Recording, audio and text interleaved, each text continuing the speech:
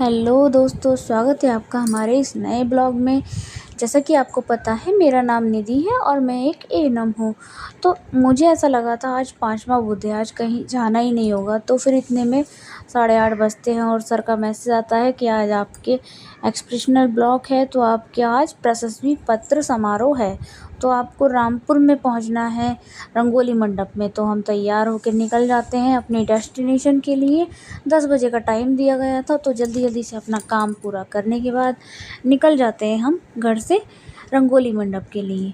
तो रास्ते का नज़ारा काफ़ी अच्छा था, क्योंकि आज धूप बिल्कुल नहीं थी। कभी कभी धूप निकल रही थी, फिर बादलों में धूप छुप रही थी, मतलब इतनी तेज़ वाली धूप नहीं थी। तो मौसम अच्छा था, हवा भी अच्छी चल रही थी। तो सोचा चलो चलते हैं, कोई बात नहीं, एक दिन फ्री मिला था उसमें भी चले ही जाएंगे।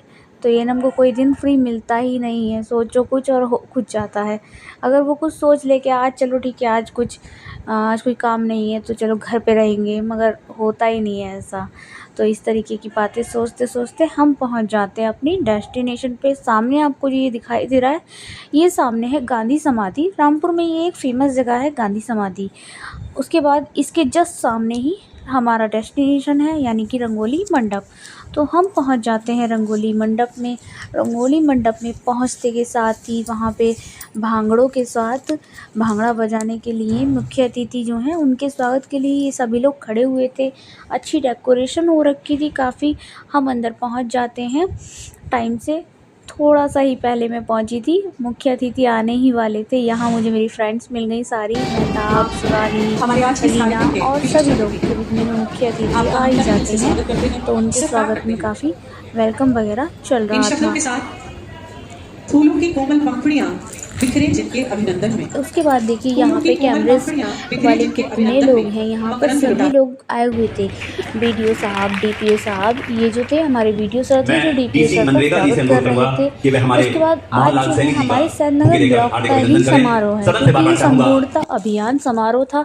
यहाँ मुझे शिवानी और इनकी सारी जितने भी इनके ब्लॉक के थे, ये सभी लोग मुझे मिल गए आज। उसके बाद माँ सरस्वती के आगे दिया जलाया गया। दिया जलाने की रस्म हर कहीं की जाती है। उसके बाद मेहताब का हमने फ़ोटो लिया अपने साथ। कोमल थी यहाँ पर, फ़रा दीदी थी, शांति दीदी थी, ये सभी बैठे थे। नए पुराने सभी दोस्त यहाँ मिल गए आज, क्योंकि पूरा रामपुर डिस्ट्रिक्ट का ही ये एक प्रोग्राम था। उसके बाद क्या था, जो हमारी सीएम फेलो मैम हैं उनको भी प्रशस्ति पत्र दिया गया। उसके बाद हमारे जो एमओआईसी सर हैं उनको प्रशस्ति पत्र दिया गया। तो मतलब सैदनगर ब्लॉक का आज नाम ही कुछ अलग चल रहा था। बहुत ही डाउन में रहता है, बट आज इसका डाउन नहीं था ये, तो अच्छे उसमें इसका गया था नाम, कि मतलब ये अच्छा हो गया है। उसके बाद हमारे जो सर को देखिए, ये मैंने फ़ोटो खींच लिया था। उसके बाद हमारे जो सुभान भाई हैं बीएमसी, इनको भी प्रशस्ति पत्र दिया गया। हमारी जो सीएचओ हैं रीना, जो मेरी फ्रेंड है उनकी सीएचओ हैं ये कविता रावत, इन्हें दिया गया प्रशस्ति पत्र। फिर हमारी माय डियर फ्रेंड कोमल, इसको भी प्रशस्ति पत्र दिया गया। उसके बाद देखिए और भी बुलाया जा रहा था, जो मेरी आशा संगिनी हैं उनको भी प्रशस्ति पत्र दिया गया। तो इसी तरीके से ये सारा कुछ चलता रहा। फिर हम आकर अपनी सीट पर बैठ गए। सीट पर बैठने के बाद ये थोड़ा सा हमने फिर से कैप्चर किया, यहाँ कोमल मिल गई थी तो कोमल से थोड़ा हाय हेलो हुआ। उसके बाद फिर से प्रदेश के नंबर 1 परफॉर्म करने वाले ब्लॉक के रूप में एस्टैब्लिश किया है। जो 5 क्राइटेरिया हैं, शिक्षा के क्षेत्र में, स्वास्थ्य के क्षेत्र में, उसके अलावा आधारभूत जो इंफ्रास्ट्रक्चर होती है उसके क्षेत्र में, एग्रीकल्चर के क्षेत्र में और डेल्टा रीजन में, इस वर्ष जनपद रामपुर का जो सैदनगर एस्पिरेशनल ब्लॉक है उसने बेसिक इंफ्रास्ट्रक्चर, आधारभूत अवसंरचना जो होती है उसके क्षेत्र में पूरे प्रदेश में नंबर 1 रैंक प्राप्त करी है। और आप सबको बहुत जान के खुशी होगी कि इस परफॉर्मेंस की वजह से ऑनरेबल सीएम सर ने, माननीय मुख्यमंत्री जी ने सैदनगर ब्लॉक को इस वर्ष 1 करोड़ और 50 लाख रुपए की परफॉर्मेंस रिवॉर्ड देने के लिए घोषणा की। तो मैं बहुत बहुत बधाई देना चाहूँगा आपको, आप सबको, पूरी टीम को, हमारे जितने भी जनपद अधिकारी, हमारे डीपीआर साहब, डीपीओ साहब, हमारे एलडीएम साहब, हमारे सीएमओ साहब और सामाजिक और आर्थिक क्षेत्र में काम करने वाली जितनी भी पूरी टीम है, हम सबका बहुत बहुत आपका सब बहुत बहुत धन्यवाद। आपको बहुत बहुत आपकी बधाई। मैं बहुत बहुत आभार प्रकट करना चाहूँगा माननीय मंत्री जी का कि बीच बीच में। उसके बाद मुझे मिल जाती है फ़रा। उसके बाद देखिए यहाँ पर अन्नप्राशन चल रहा था, क्योंकि आंगनवाड़ी के भी सदस्य यहाँ पर आए हुए थे सैदनगर ब्लॉक के। फिर गोद भराई का कार्यक्रम हुआ। गोद भराई देखिए यहाँ पर कितनी सुंदर सुंदर लेडीज़ हैं, इनकी तीनों की गोद भराई की गई थी। उसके बाद ये देखिए यहाँ महिला मित्र, इनकी बातें चल रही हैं, पीछे बैठी हैं आराम से सोफे पे बातें कर रही हैं। यहाँ सीमा मुझे मिल जाती है। उसके बाद देखिए सब फ़ोन में बिज़ी हैं क्योंकि सामने अभी कुछ नहीं चल रहा था। तो इसी तरीके से हमने थोड़ा-सा और वीडियो बनाया। फ़राह दीदी को लग रहा था मैं वीडियो बना रही हूँ फ़ोटो खींच रही हूँ, बट मैं फ़ोटो नहीं खींच रही थी। फिर बाद में हमने उनका फ़ोटो लिया। ये दोनों अकेले ही बिज़ी थी। यहाँ पर बहुत सारे स्टॉल्स भी लगे हुए थे आज, क्योंकि जितना भी हैंडीक्राफ़्ट वर्क होता है रामपुर में, बहुत ही हैंडीक्राफ़्ट वर्क होता है। रामपुर वैसे रामपुरी छुरी के लिए भी बहुत फ़ेमस है।